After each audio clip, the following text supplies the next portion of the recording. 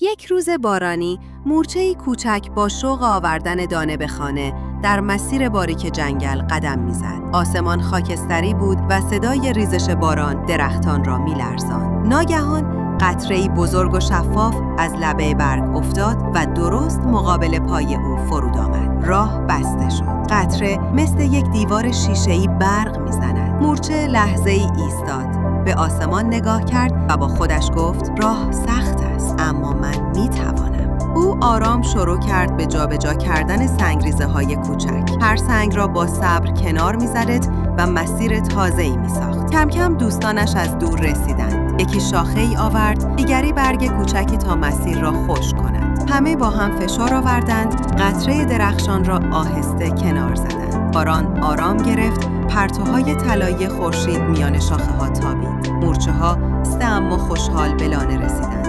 همه فهمیدند که با پشتکار و همکاری هیچ مانعی، یک قطره بزرگ باران نمی‌تواند جلوی رسیدن به خانه را بگیرد. اگه این داستان رو دوست داشتید، لایک کنید، سابسکرایب کنید تا ماجراهای بعدی رو از دست ندید.